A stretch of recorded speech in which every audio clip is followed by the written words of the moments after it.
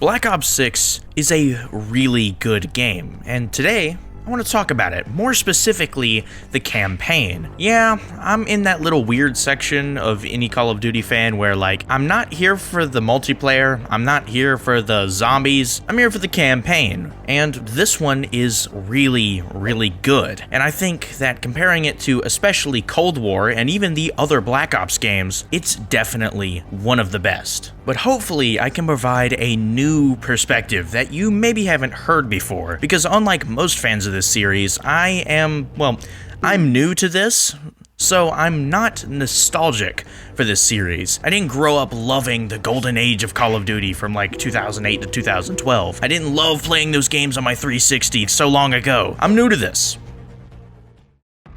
So before getting into anything specific about the campaign, I kind of want to talk about this game and its new gimmick, Omni Movement. So in most FPS games, you have the basic functions of obviously moving around, sprinting, crouching, and proning. Now, these mechanics are all fine and good, and they've been fine and good in the games before this, but they decided that they wanted to make the movement more fluid. And the way they achieved that is by making all of those actions be achievable in all directions. Because normally, if you're sprinting, you can only sprint forward. But now, you can sprint in all directions, which is just, it's awesome. I know people say it doesn't really affect the gameplay that much, and the thing is, it doesn't revolutionize the gameplay, but that's why it works, because it's taking gameplay that's already been fun for years and just giving it that little polish that just makes it feel so much smoother.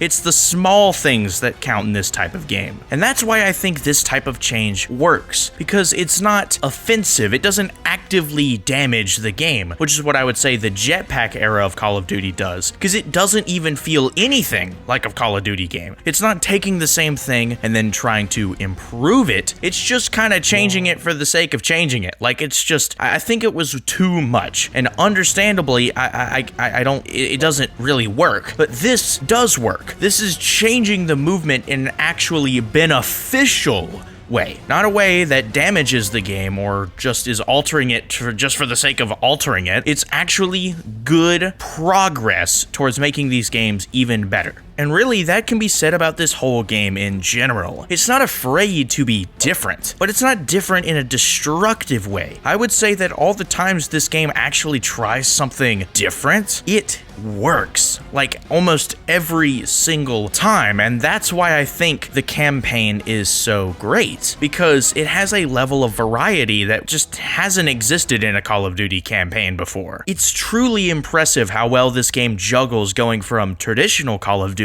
to a new idea that's just very different. My favorite example of this type of variety is in the mission Hunting Season, because this mission is straight up just open world. They just plop you in, it's like, alright, you gotta destroy some Scud launchers, figure it out. And that is really fun, because you can go in just guns blazing, and you can get through it. You can do that.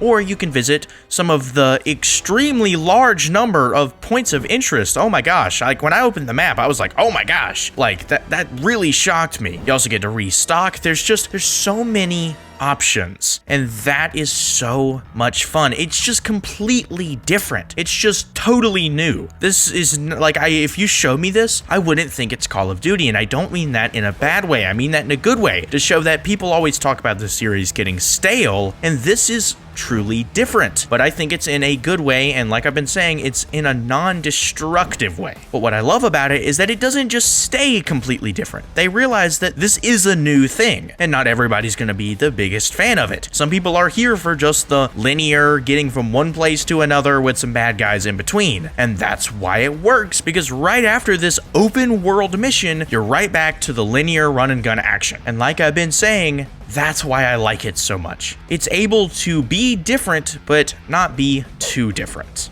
So really, to put a bow on what I think of the gameplay in this campaign, I think it's my favorite campaign gameplay-wise. With the Omni Movement, all of the missions being fun, I don't think there's a single dud in this game when it comes to gameplay. Honestly, the worst mission in the game is the first one, because it's short and you really don't do anything. That doesn't mean it's bad. It's just, why would I ever replay this when I could just go replay Emergence again because it's the GOAT, and they incorporated zombies into the campaign? Like, oh my gosh, they're legendary for this. These boss fights was crazy, like them playing 115, like, dude, I love the gameplay in this game. Like, all of these missions are like actually awesome. Like, they really are. There's like almost zero misses in any of these. All of the missions are great, but even within the missions, I don't even think there's hardly any bad moments, except when, you know, the boss clips to the floor, but that works. So after the gameplay, which is obviously the most important thing, but really, most Call of Duty games are always pretty fun. If you like this style of game, then you'll just like a Call of Duty game because they are just fun to play. But a campaign, what it's really known for is not just the gameplay, but it's really known for its characters and its narrative. So let's discuss that for this game. So the narrative in this game, this is the weak point of the campaign. Yeah, I don't think the narrative is truly that good. It's whatever. The narrative feels like it's just giving you a reason to play the missions more than actually being a narrative, which is something I can't say about Black Ops 1 or Black Ops 2 or even World at War. Even though I think Black Ops 6 is better than World at War, it doesn't have that level of storytelling that those games had. The story isn't bad or annoying, it's nowhere near that. It's just not particularly interesting, really. It's not bad, like I'm saying. I want to make that very clear. I don't think it's bad in any way, really. It's just good. Just kind of like a respectable, kind of 7 out of 10 Call of Duty story at best, which is honestly something I can say about Cold War, although Cold War is not nearly as good as this game. It has a similar issue when it comes to its story, but honestly, I kind of vibed with Cold War's better, not even because the story's good, just because, you know, the characters are really good in that game.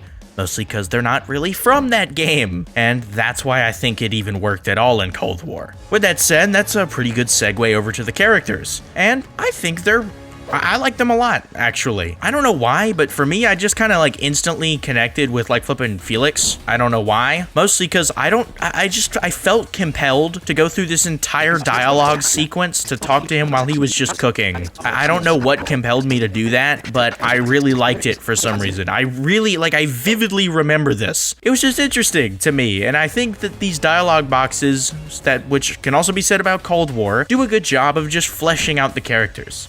And once again, it does this game's favorite thing, giving you options. And that's why, once again, I think this stuff works. The variety and the options that you're given make the game better. So the fact that you can just kind of ignore a lot of these conversations, like they're just talking and you just walk away, you know, if you really just want to get to the next mission, you can do that. But I enjoyed that. It's like the fact that I don't have to kind of makes me more compelled to do it. When you're kind of required to do something, it kind of makes you less compelled to do it. But when it's just totally up to you, you're like, you know, I'll do it. Why not? You know, it's up to me. I'll do it. And sometimes I didn't do all the dialogue boxes, but it's just nice knowing that that's really just kind of up to me 99% of the time. And the thing is, if you do skip them, it's not like you completely miss out on everything story related. In the briefings before the missions, which also look really sick, by the way, these are always great. I always love these. But these do a good job of summing up the story and everything, as they should. So if you don't do all the dialogue boxes, you're obviously still going to be kept up with the narrative. So sadly, I have to say that the story is the weakest part of this game. Once again, it's not terrible. I like a lot of the characters a good bit, but it's nothing especially crazy. Yeah, sorry Jane, as a, you know, kind of the main antagonist of the game, I know they give her like a tragic boohoo sad backstory and all, and I don't think that was executed poorly. It's just not that crazy, you know? I feel like most of the other Call of Duty villains we know are, you know, different.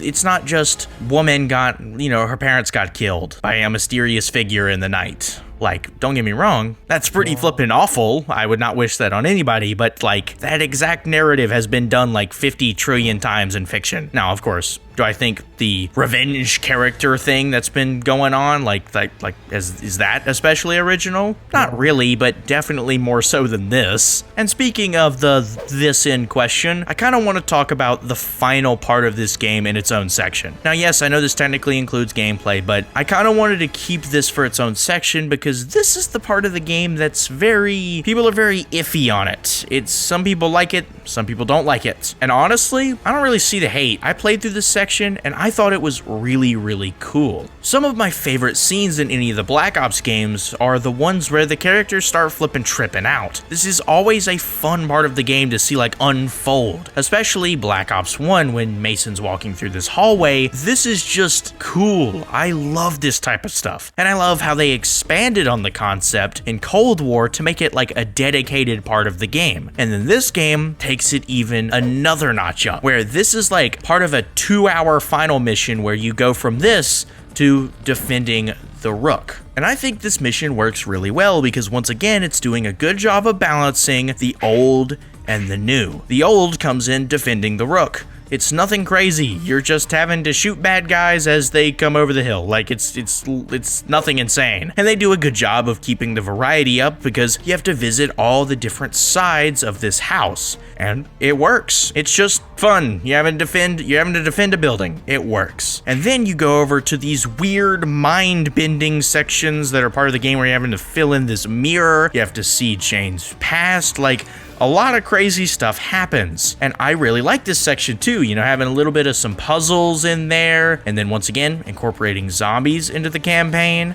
And I don't know why we've got Roblox obby in here too. Why not? Why not? Why not? I don't see a reason not to. And I know I keep making a lot of the same points, but that's mostly just to say, once again, that's why this game works. While its narrative isn't especially crazy, and it's more so just an excuse to get from one level to another, and it's just... I wasn't really just sucked into the narrative. I wasn't locked into what was happening. I mean, obviously, I think it has some interesting elements to it. It's just kind of whatever. Pretty good, nothing crazy. But that doesn't really take the game down that much because the gameplay is just incredible. This is some of my favorite FPS content that I've ever played. It really is super fun. That comes from the variety, from the Omni Movement, from everything.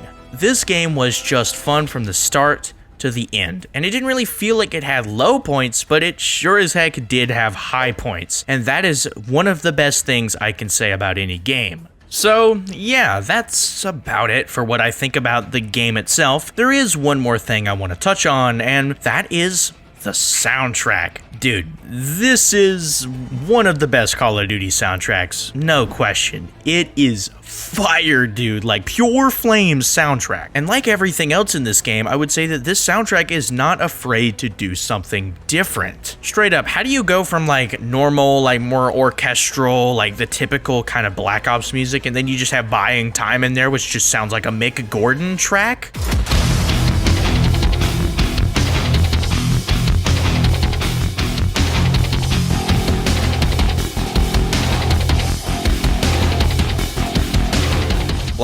I mean, it doesn't sound like Doom, but it gives me more of the Wolfenstein reboots type of vibe, and that is cool. What on earth, dude? What is this? The variety is kind of crazy. And this game is one of the few times that when I was playing the game, I was like, yo, this song slaps, dude. This is one of the few times I ever think that in a video game, let alone a Black Ops game. Seriously, when the executive director started playing in this game, I was like, shoot, this soundtrack is fire, dude. I just knew, I was like, this song is goated.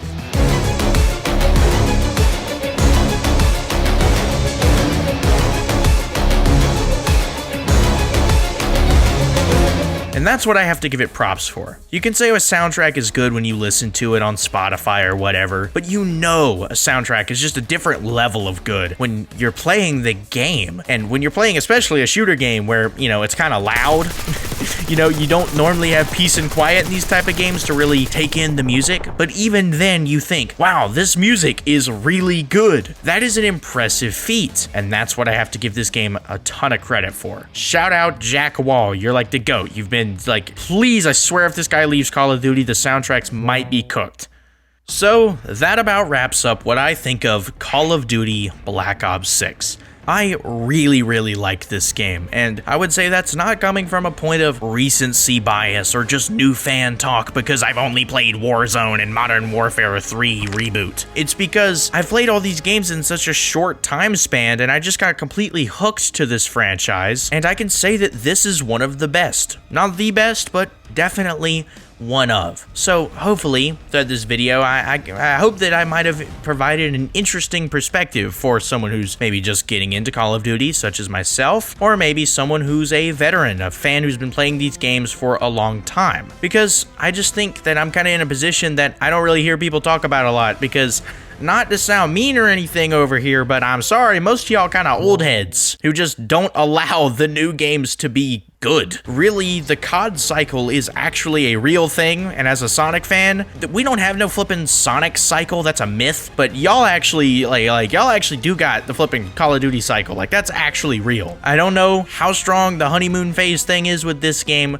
but either way, I don't really care, because the game's fun, and I'm gonna keep playing it, so yeah, doesn't really matter. So I do hope that all of you have an amazing rest of your day. Thank you for watching. I'll see y'all next time. God bless.